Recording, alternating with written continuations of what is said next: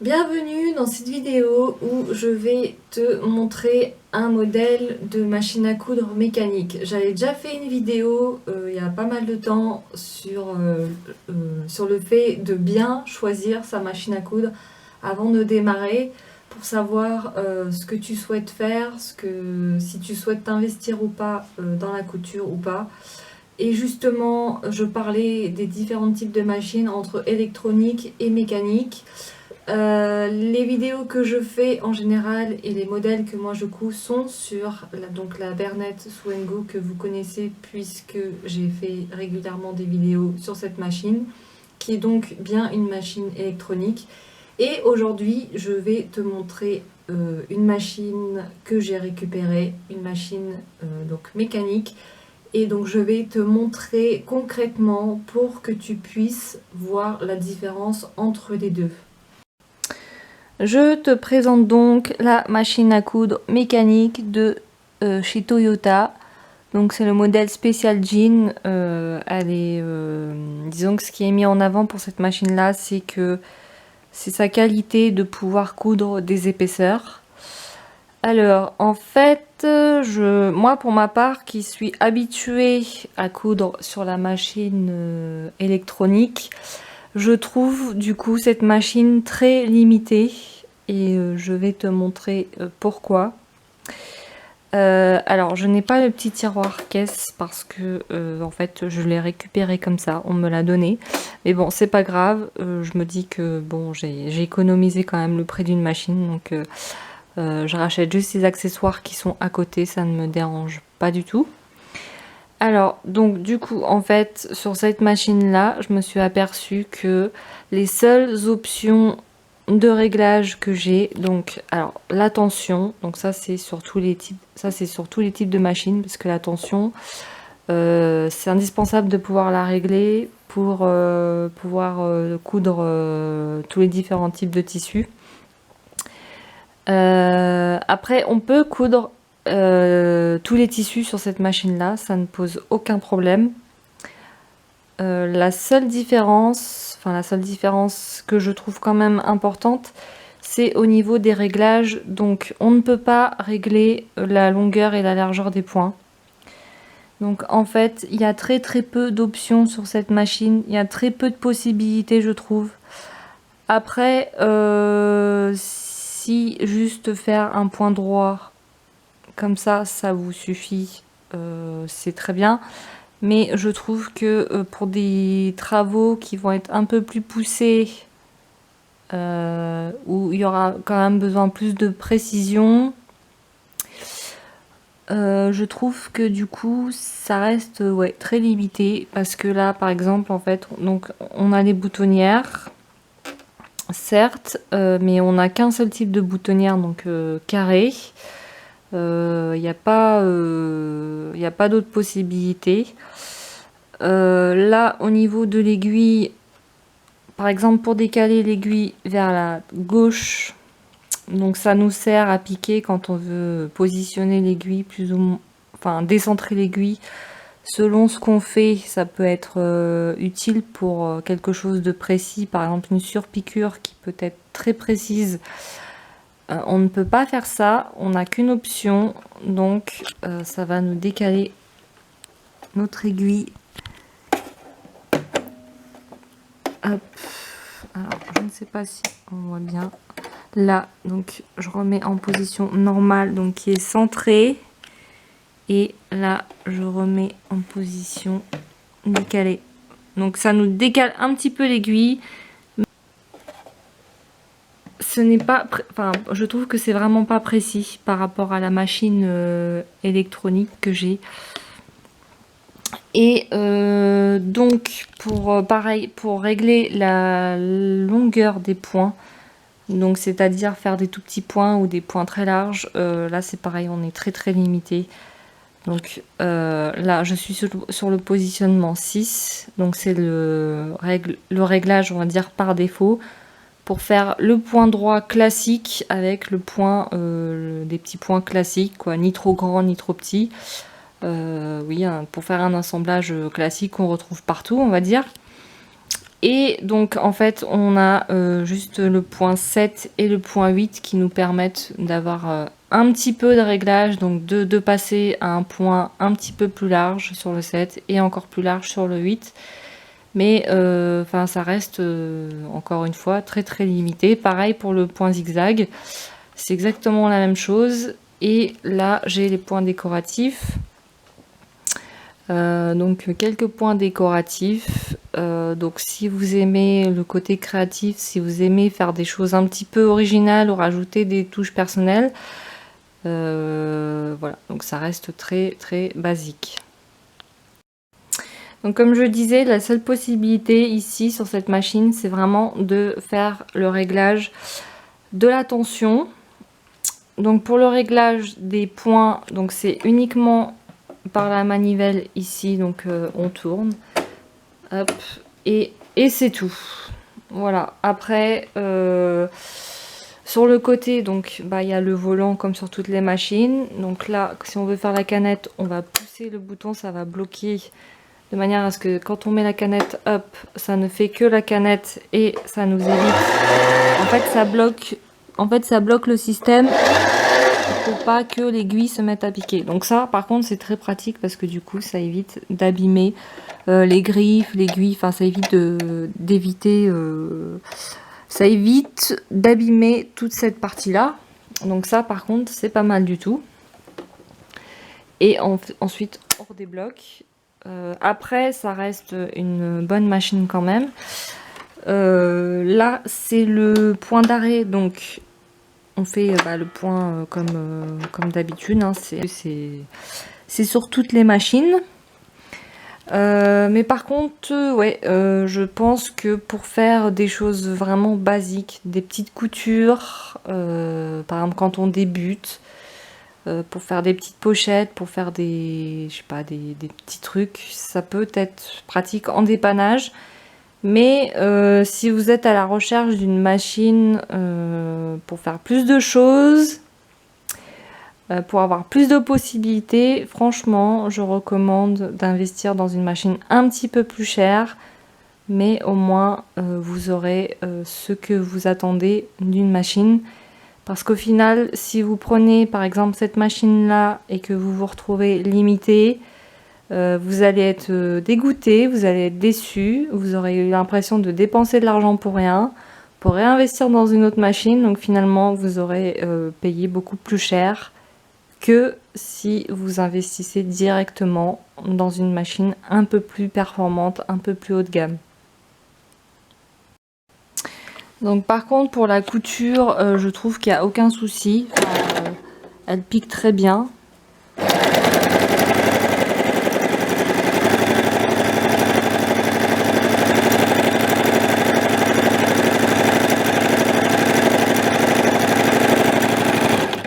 Je la trouve assez rapide pour une machine mécanique. Je trouve qu'elle pique assez rapidement. Le point, je trouve que le point est correct, hein, franchement, elle fait des très bons points.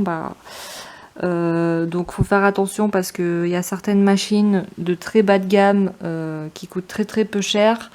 Faut être réaliste, hein, des fois.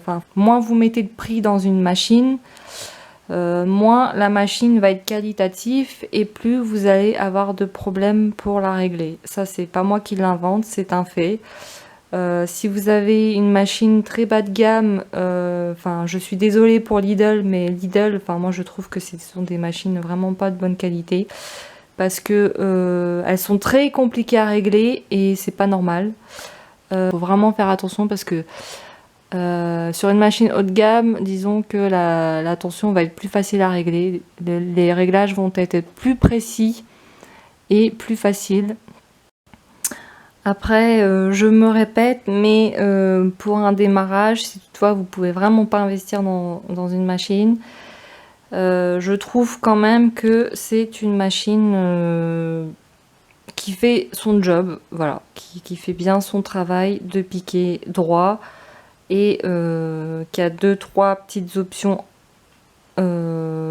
limitées, certes, comme je l'ai dit, mais 2-3 petites options quand même. qui vous permettent de démarrer quand même avec une bonne machine.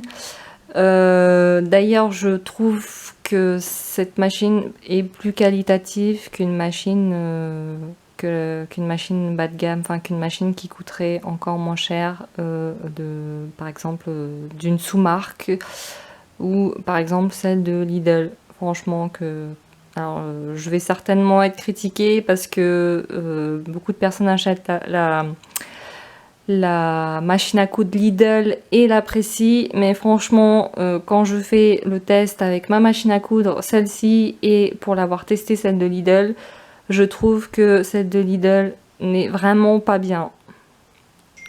Donc pour enfiler la canette sur cette machine, ça se passe en dessous, comme la plupart des machines mécaniques, avec le petit boîtier où on insère la canette dedans et on reclipse après. Voilà. Donc je vais faire le test avec donc une matière un peu spéciale, comme ça vous pouvez vraiment vous rendre compte concrètement. Donc c'est une machine, c'est considéré comme une épaisseur puisque ce n'est pas du jean, mais c'est l'équivalent dans une autre texture, plus plastifiée. Donc le dessus, ça fait comme du velours. Donc le velours est une matière quand même complexe à coudre. Et en dessous, c'est du plastique. Donc le plastique, pareil, c'est pas une matière facile à coudre. Donc je vais faire exprès de coudre cette matière-là, qui serait chiante et compliquée à coudre avec une machine, pour que tu puisses voir le rendu. Alors le petit bémol que je trouve, rien à voir avec la couture, mais il n'y a pas de coupe-fil automatique, enfin le petit espèce de petit couteau là qu'on retrouve sur la plupart des machines. Je trouve que c'est pratique parce que hop, quand on défait son travail et que donc, on le retire par là, c'était bien pratique d'avoir le petit crochet et pouvoir couper son fil. Là, on est obligé à tous les coups d'avoir une paire de ciseaux à côté de nous, quoi qu'il arrive, ou d'arracher le fil avec les mains. Donc, en ce qui concerne la couture pour la matière épaisse et plastifiée, franchement, là, moi, là-dessus, j'ai rien à dire. Je trouve que la couture, c'est très bien faite. Les points sont réguliers et parfaits. Que ça soit sur l'envers, mais sur l'endroit aussi. Donc j'ai piqué sur le côté effet velours. Donc pour te montrer,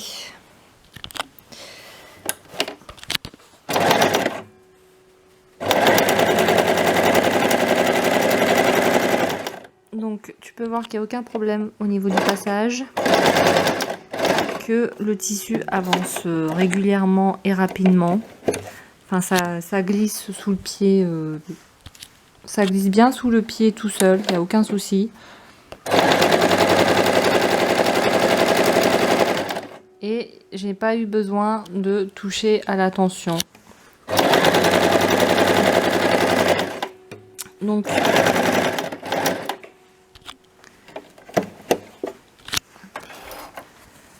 voilà, tu peux voir que le point a été bien effectué, comme je viens de te le dire, et qu'il n'y a aucun souci.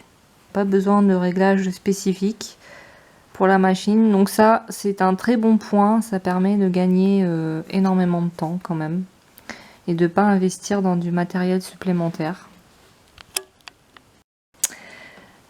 Alors, pour faire le test jusqu'au bout, je vais continuer à coudre sur la même matière. Mais là, en fait, j'ai cousu directement sur une épaisseur. Donc sur la partie la plus facile, on va dire, la moins délicate, donc l'effet velours. Je vais maintenant essayer de pousser le test plus loin en faisant une couture, en piquant directement sur la partie plastique, parce que normalement pour tout ce qui est matière plastifiée, il faut un pied spécial, le pied téflon, que j'imagine peut-être que tu connais. Si tu connais pas, il s'agit d'un pied donc identique à celui-ci, mais en plastique blanc. Ce que je trouve un petit peu ridicule, puisque en fin de compte, celui-ci, enfin, C'est déjà un pied en plastique, hein, c'est juste qu'en fin de compte il est couleur métallisée, mais enfin je ne vois aucune différence pour ma part. Donc, mais bon, après peut-être que d'autres personnes trouvent qu'il y a une différence et bon bah dans ce cas-là tant mieux pour elles. Moi je trouve que ça ne fait absolument aucune différence. Donc voilà, je vais poursuivre le test avec ce même pied sur la partie plastique pour que tu puisses te rendre compte.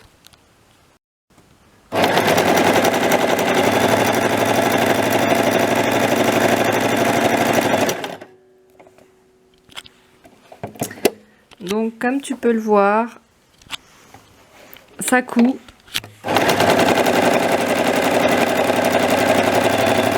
Mais la machine a un petit peu plus de difficulté. On voit bien que le point, donc là vous regardez le point noir n'est pas le même que le point qu'on a juste à côté en rose de tout à l'heure. Donc ça veut dire que la machine a plus de mal et qu'elle patine un petit peu plus. Donc du coup, ben, elle a un petit peu plus de mal à coudre tout ce qui est matière plastifiée, ce qui est normal.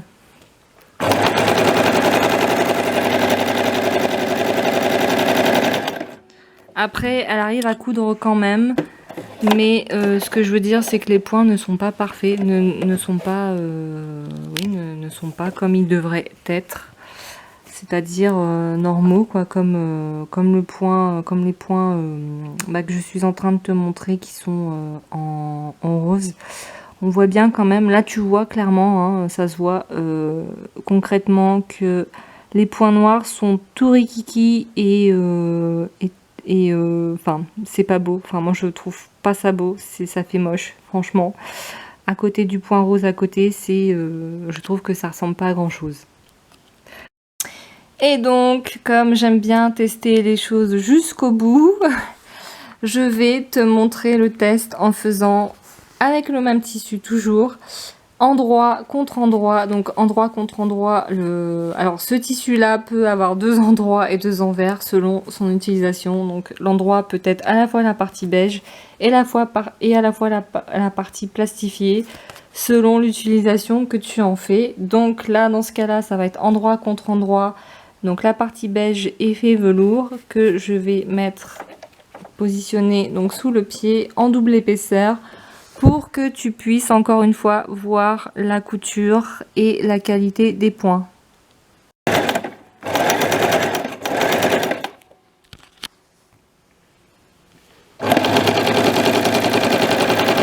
Alors là, on peut constater clairement que la machine n'avance pas. Enfin, la machine oui, mais le tissu non. Que ça patine vraiment. Et que la machine n'arrive pas à coudre. Là, alors là du coup ça avance plus parce que je pousse, j'ai chopé le tissu derrière et je le pousse pour aider la machine à coudre parce que là il n'y a pas le choix.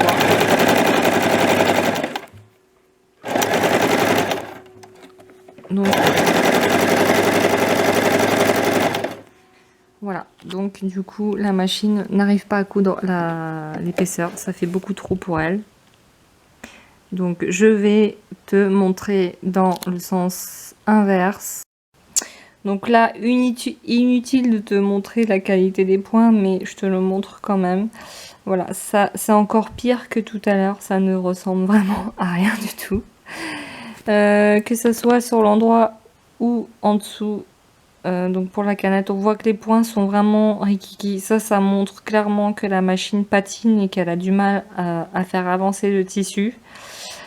Et donc là, il y a clairement un souci. Donc là, dans ces cas-là, faut investir dans un pied spécial.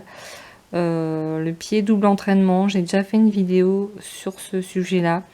Donc si tu veux investir dans une machine comme ça, il n'y a pas le choix. Là, par contre, il faut... si tu veux garder ce type de machine et faire des épaisseurs avec des points corrects, là, tu n'as pas le choix. Il faut investir dans le matériel nécessaire.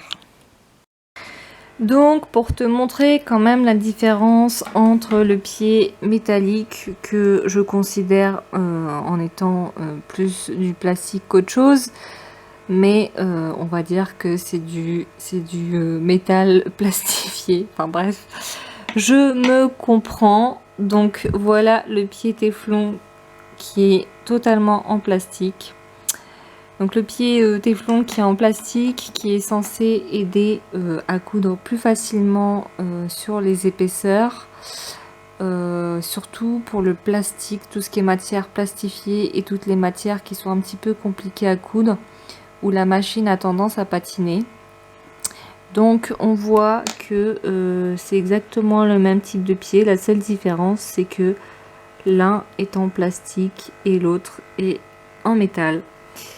Donc du coup, je vais le placer et faire le test pour que tu puisses voir la différence de points que ça peut faire. Donc j'ai fait ma couture à plat. Je trouve qu'effectivement ça ne fait pas une grande différence. Les points, je les trouve pas plus beaux, franchement.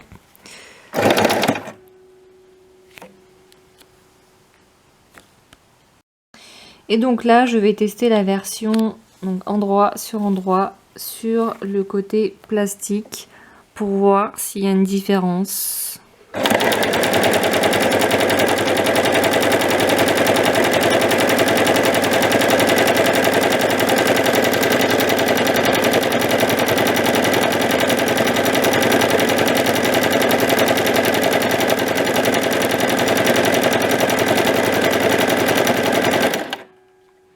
Alors effectivement, le tissu glisse un petit peu mieux, ça patine un petit peu moins, c'est vrai, mais franchement au niveau des points, je trouve pas ça exceptionnel quoi.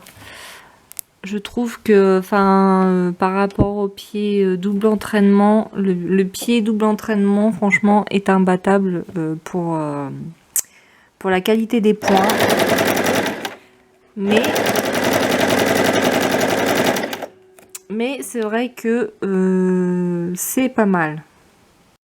Je vais tester dans le sens inverse, cette fois-ci endroit contre endroit sur la partie plastifiée. Et je vais coudre en double épaisseur, mais sur la partie effet velours.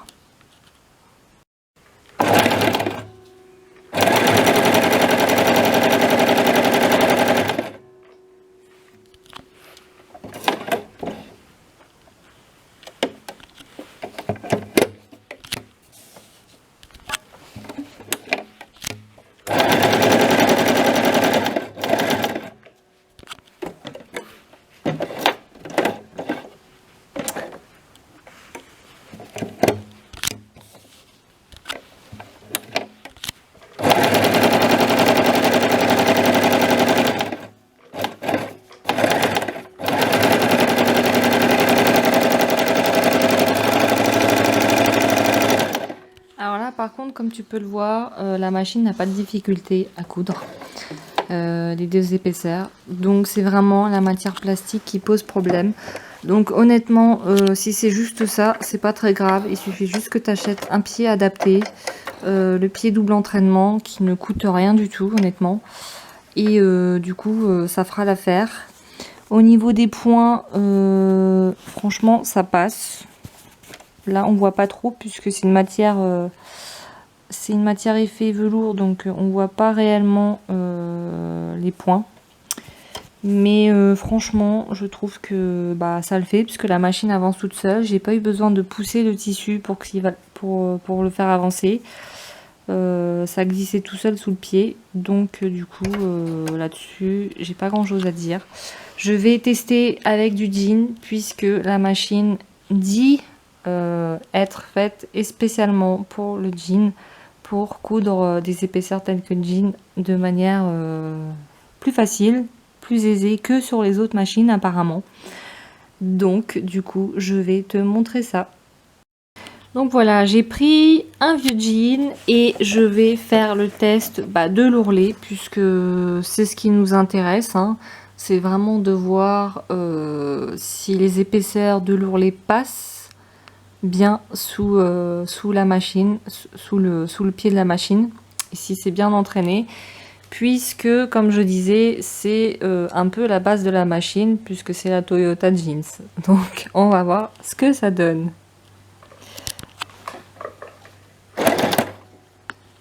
Alors bien sûr j'ai changé l'aiguille, hein, parce que ça a beau être une machine dit adaptée, il faut toujours mettre une aiguille adaptée.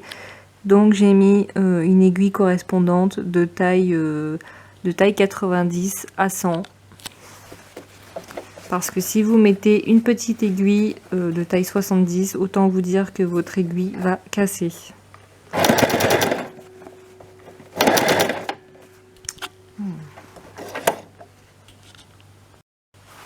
Et donc là, je vais passer sur la partie la plus compliquée, puisque là, on voit que c'est au niveau de la couture. C'est là où ça a le plus de mal à passer habituellement.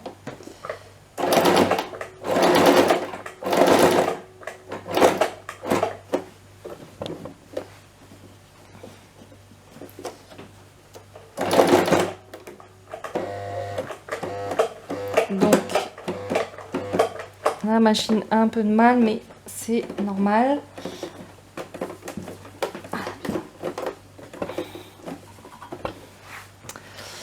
Alors, on se retrouve avec le problème typique, c'est l'aiguille qui reste bloquée quand on passe les épaisseurs.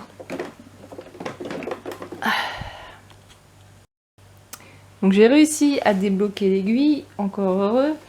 Donc je continue. Je pense qu'il faut faire comme d'habitude, point par point.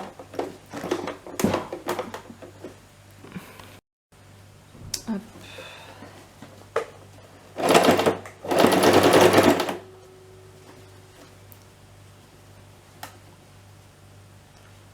Tac.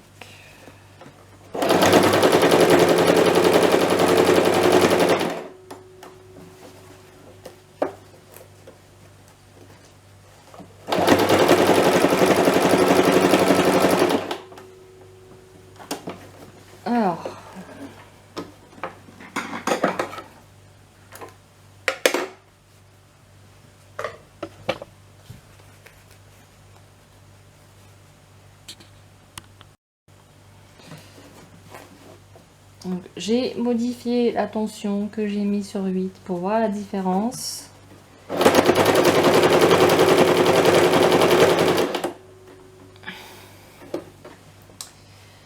Donc, alors sur l'endroit, ça nous donne un truc pas mal, mais sur l'envers, ça nous donne un truc pas terrible du tout.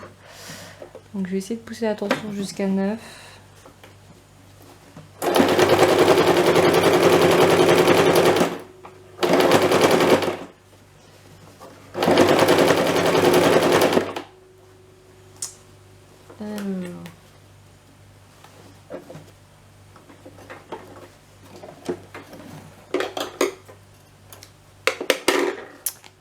Alors, je sais pas si on va voir, mais je trouve que non. Enfin, ça va pas du tout. Ça fait un truc vraiment moche. Ça fait pas du tout un truc régulier. Et ça fait des points affreux. Alors, je vais tester dans le sens inverse.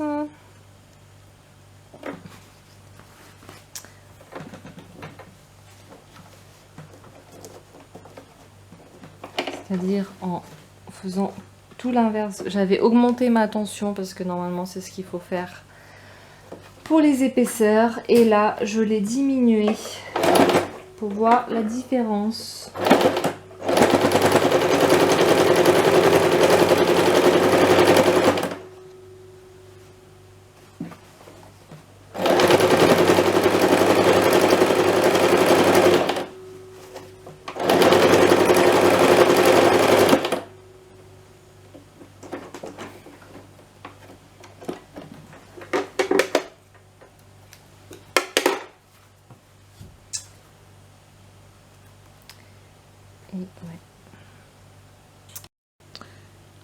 Je trouve le résultat vraiment pas beau, parce que là en fait le point paraît correct, mais quand on regarde en dessous, c'est une catastrophe. Donc on voit bien que là j'ai eu beau changer mon aiguille, j'ai beau régler la tension de la machine, ça ne passe pas. Et pourtant j'ai pas mis des épaisseurs extrêmes, hein, puisque je suis passée là sur le jean basique, hein, comme sur tous les pantalons. Je suis pas passée sur les plus grosses coutures parce que en fait j'ai essayé mais ça passait pas du tout. L'aiguille restait plantée dans le tissu et ne voulait pas se relever, il n'y avait rien à faire. J'ai dû forcer comme une malade sur le volant de la machine pour réussir à débloquer tout ça. Et normalement, c'est pas ce qui est censé se produire quand on coud des matières épaisses, surtout avec une machine qui dit pouvoir coudre des épaisseurs de manière facile. Voilà. Donc pour moi, le résultat n'est pas du tout concluant. Et donc comme promis, je vais vous montrer la différence juste de réglage. Alors je vais pas vous montrer les points puisque vous les connaissez à force de coudre avec la machine.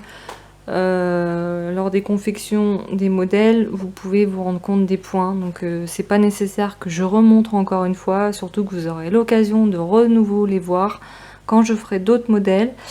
Donc on va aller à l'essentiel. Je vais vous montrer que là il y a plus de réglages. Donc là, comme je vous avais montré, il y a l'écran LCD. Donc il y a plus de choix. Donc là on part d'une possibilité d'un point de 0 qui va jusqu'à 4,5. Donc ça laisse une sacrée marge de réglage de points. Donc comparé à l'autre où je vous ai montré qu'il y avait jusqu'à 3 possibilités, jusqu'à 3 niveaux de réglage, là quand même de passer de 0 à 4,5, c'est quand même énorme. Je ne sais pas si vous vous rendez compte, mais ça fait une sacrée marge. Et c'est exactement pareil pour le réglage de la machine, enfin de l'aiguille. Là on voit bien qu'on peut vraiment régler le point au millimètre, hein, quasiment. Alors je sais plus si c'est au millimètre ou 3 mm, enfin bref.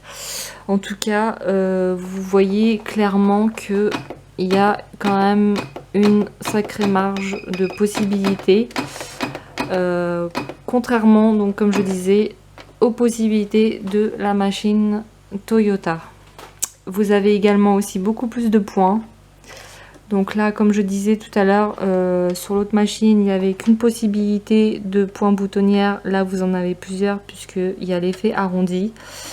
Et il y a aussi donc l'effet arrondi, l'effet carré. Enfin, vous avez un large choix. Hein. Enfin, de toute façon, je pense que là, juste en filmant, je crois qu'il n'y a pas besoin de 1000 explications. Le visuel parle de lui-même.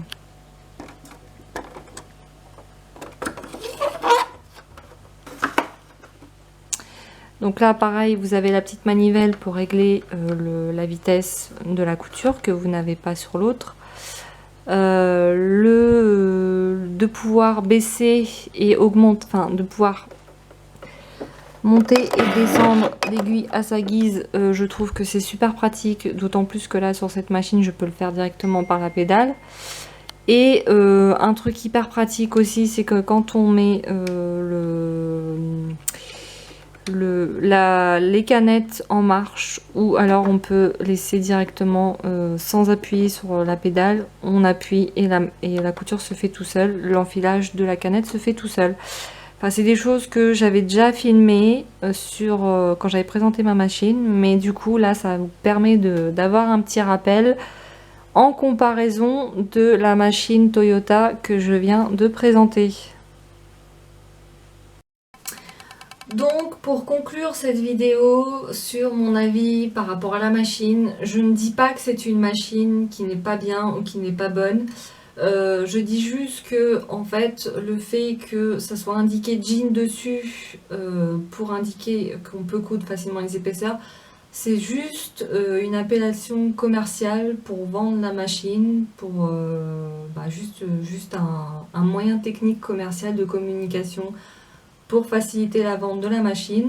Après, sachant que Toyota est quand même considérée comme une marque haut de gamme de machines, parce qu'en fin de compte, l'idée, ça a été de pouvoir proposer une machine de haute qualité et de marque à un prix accessible, d'où le fait que les options soient assez limitées. Cela dit, ça ne vous empêche pas de l'utiliser. Du coup, je pense qu'il va falloir investir dans des accessoires supplémentaires, dans des pieds supplémentaires.